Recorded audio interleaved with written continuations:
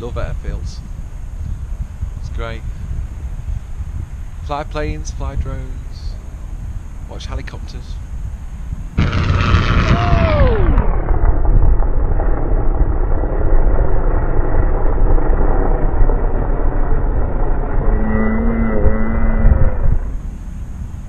Not sure why.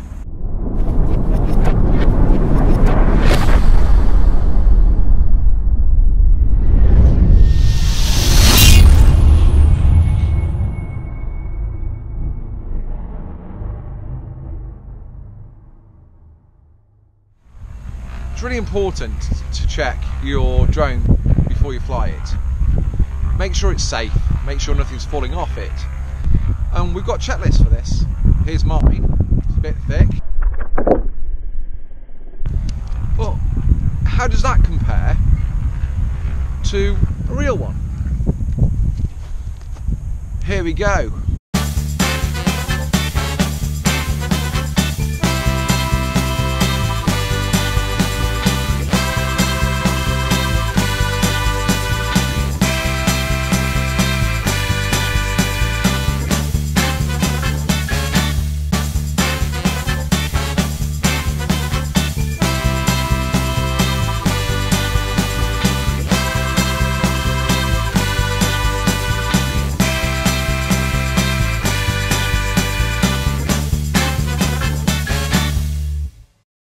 So external checks, parking brake is on, past doors are confirmed, they work, seatbelts on, flight controls fall free of movement, correct percent, so left and right, use of thumbs. Flaps and trimmers are into neutral, they just down here. Cabin heat is off, alternator static exhaust, which is just down here, which is on, okay, that's great. Gear lever set to down, that's a gear, do not turn that one. All the parking, all the sensors are set, sorry, circuit breakers are set. Master and alternator switches on. Landing gear lights showing 3 greens, because my Inspire's got landing gear. Turn coordinated flags, fuel content, batteries. Fuel's looking good. So ATIS, get copy, we don't need to do this, but we've got radios and we've got GPS. Okay. So how do we know? Here we go, we've got GPS signals. Oh, that would have been so cool. So we've got GPS. Let's have a quick look and see if we can get the GPS going. No, let's do this one instead.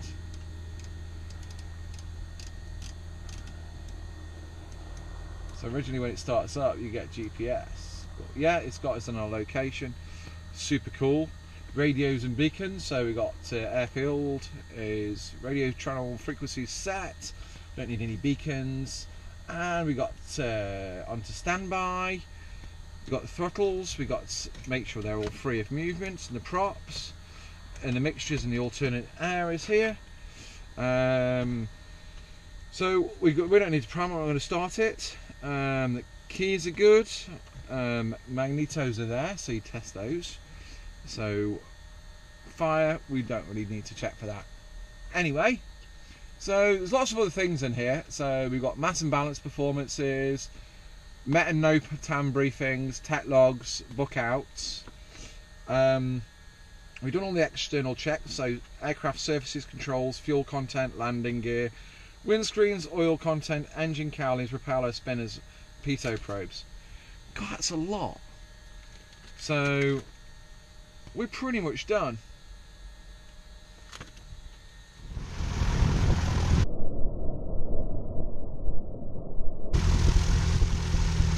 So this is my checklist, and it takes you through, the first part is the technical specifications, and what to expect from it, any amendments, and the manufacturers.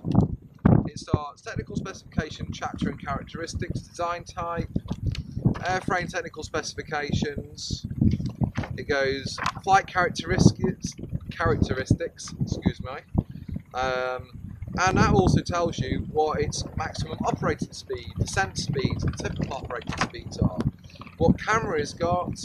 It goes remote pilot station, so all know your DJI Go app, and that goes for make and model, dimensions, control, data link antenna, battery charging technical specifications, battery charging specifications, environmental operating limitations.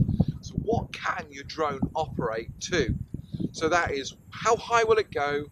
How far away will it go? Got to remember, 500 meters or line of sight, really important. Maximum endurance with the camera on it. How long will it fly? You've got maximum operating temperatures. What happens in a really hot day? Air density lesson? Nah, not today. Maximum operating temperatures. So can it operate? So what visibility, precipitation, what's its maximum distance for visibility, icing, and your rules of thumb with regards to VLOS. So important parts are important. What's the strongest wind it can operate up to? So maximum surface wind for takeoff. So what is the Inspire One's maximum? What's the Inspire One's maximum operating temperatures? What's the maximum surface wind it can take off on? Well, it's 20 knots, but no more gusting of 17 miles per hour or 16 knots, which is really interesting. More so because if you... Oh, hey! That's so cool being on an airfield. Okay, so task equipment checklist. It pretty much tells you everything to bring. So firmware updates, always a good one. Check manufacturer's website, latest versions. Make sure you've got like your legal stuff. So map, Skydemon, checklist, memory cards. Make sure you check the weather, rain, METs, TAFs. And it goes on and on and on. And it, just give you a bit. Airspace chart area, highlighted navigation chart, quick reference, ordnance survey maps. Helicopters use ordnance survey maps. Okay, AIP, what does that tell you? AIP pretty much tells you what an airfield does, who's a contact, who the tower is, who the air traffic control is, who to talk to. So you know what? You've got to communicate. Sort of set out like, fly the airplane, communicate, who are you, where are you, what do you want? Then, get those, it breaks everything down for you. Have you got your maintenance logs with you? In fact, I've got some. Have you got a radio? VHF. I use mine because it's pretty cool to listen to everybody on the airfield and pretty much know where you are. So those of you that have got an RF or telephony license, you can use a radio. Just ask the tower first. Make sure you've got a fire extinguisher. Always have a fire extinguisher. LiPo battery, they explode. First aid kits, always have a first aid kit. You'll see lots of posts about people cutting fingers. Definitely. Laptop if you need one, iPad chargers, landing pad. I love my landing pad, you've seen a picture of that before. Wind speed anemometers. So that's pretty cool. Hold on there a second. In the bag of tricks, I've got wind speed anemometer. That is pretty cool. So you've got maximum limitation on your aircraft. Have one of those. So the other things are Wi-Fi. People say it's spectrum analyzer. We have got Wi-Fi Pro. That is really handy. You might be in a really high built-up area. Well, it shouldn't be. It should be not congested. You might be in an area that got a massive, powerful Wi-Fi router. Check it. See if you can operate. What do you do? Ask them to turn it off. Really, really easy. So I use a laser measure. That is pretty cool. Do you know what? If you want to know what your max distances are, be precise. It could be the difference between flying and not flying. So you've got loads of little things which you can take into consideration. The laser's quite good because the landing pad, I just sit in the middle, walk around it until I've got my exact operating area. That's pretty cool. So obviously wind speed direction. Best way, bit of grass, there's your wind direction. And about 5 knots it will move. Anything below 5 knots it won't really. So that's a good indicator. Best thing is I carry a towel just to wipe things off, get a bit wet. Always damp in the morning. Clean your lens. Best thing, human performances. Always have lunch or a drink or some food before you fly. Did you know that pilot's been killed because they didn't have breakfast in the morning? That's weird, isn't it? So check check your drone for serviceability. That's where we're going with it. So we've just done a plane, and we want to check to see if our drone's serviceable. So we sort of did. We were starting with the props. For purposes today, I don't really need them, but we're going to check the orientations and the spins of everything. Make sure they move properly. With the Inspire 1, you have to check, make sure the lock-ins, because they're powder coated and they can crack. So these are quick lock, so they're quite funky. We need to check absolutely everything. Nuts, bolts, screws, cables. It's got an undercarriage like mine's got. So we just need to make sure that undercarriage performs and works. No loose linkages. We need to make sure the airframe is pretty secure, no cracks, no bends. Let's make sure the undercarriage works. See, you've got your suspensions there, and that's cool. You just make sure that your camera's locked on properly, your lens is clear, your SD card, your filter's good. So we've got loads to think about. And then we start to go through, as you know, have you got a toolkit? Have you got spare propellers? So hold on there a sec. Spare propellers. These are the things that pretty much keep you up in the air. So one of the most important things to check. You want to make sure they're not worn out. You've got no chips out of it. They're not bent. They're not cracked. And the hub, make sure no plastic bits or whatever type you've got are snapped off. Really important. Check it when you get it out of the box and check it before you put it back in. Your aircraft might have limitations how many times you can use these. So I just keep mine lovely and safe in these lovely plastic tubes. And I check them. So batteries. So what I want to do is I want to make sure the terminals inside are really clean. I want to make sure they're not bent or anything's touching them. I also want to check the terminals on the battery as well. So this is your fuel. So just like we check the plane, we're checking the fuel. So we check to see, make sure the battery's full. So there's your batteries. So your remote controller. Make sure your antennas aren't snapped. Make sure they're in the correct position. Make sure the housings are good. Make sure your switches work. Really important. You're getting interrupted by planes all the time.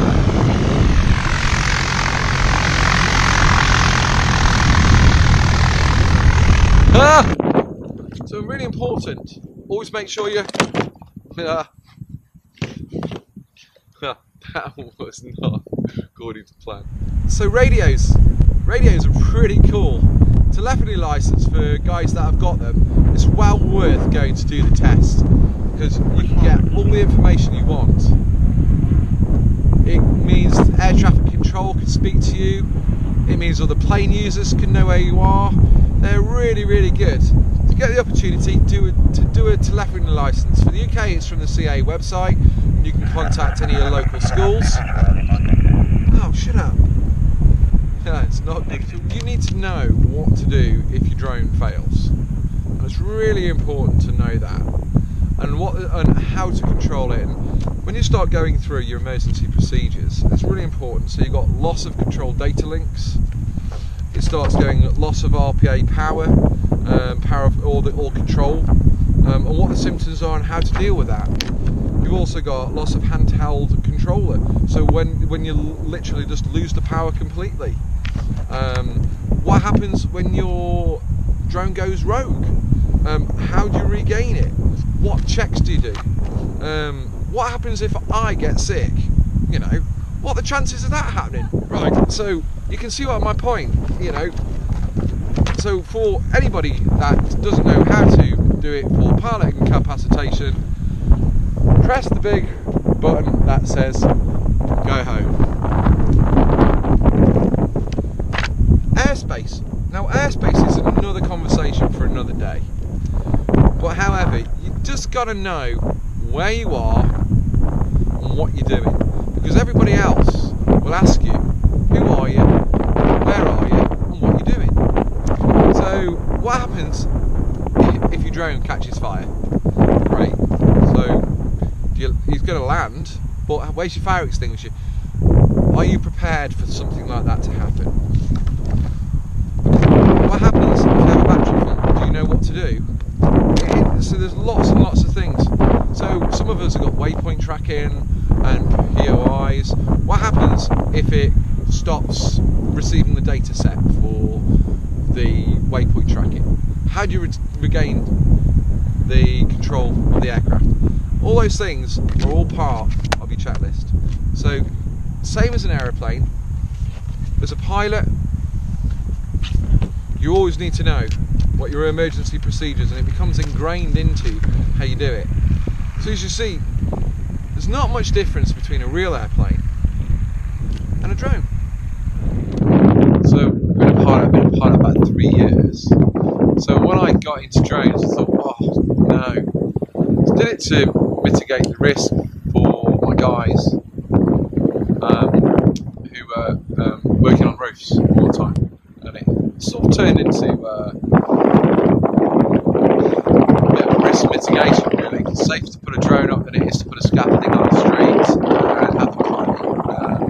Even with all the full rest gear, it wasn't good. So as a pilot, you know, terrifying drone, hear lots of horror stories, but then I started walking on both sides of the fence. I had to learn to operate one because it was a mitigation risk.